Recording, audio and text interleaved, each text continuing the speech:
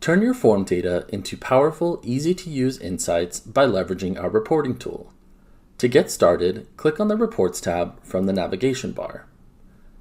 To use this tool after a free trial, you'll need at least an advanced subscription, which allows up to 2 templates per report, or an enterprise subscription, which allows up to 8 templates per report. Within the Reports tab, we'll click the Create Report button, then name our report. In this case, we'll name it Work Order Report so we can track data captured across completed work orders. With your report named, you'll choose between the Report Designer, which is an unguided process designed for more complex reports, like those which report across multiple templates, or the Report Builder, which is a guided pathway that'll help you set up your report. In this example, we'll use the Report Builder. First, we'll select the template we'll be using for our report. In this case, we'll select the Demo Work Order template. Then click Next. From there, we'll select any metadata we'd like to include in our report.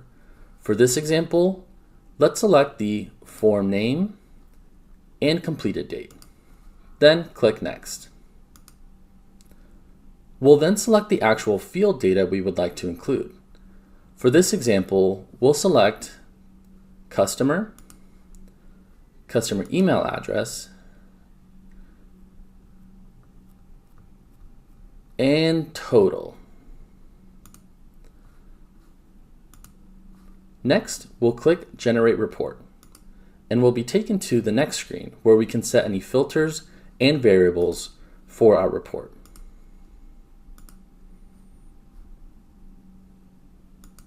Once you've set any applicable filters, you can click Save, and then View Report.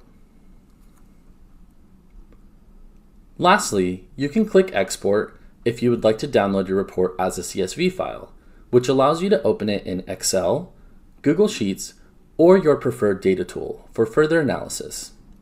And that's it. As always, feel free to reach out if you have any questions.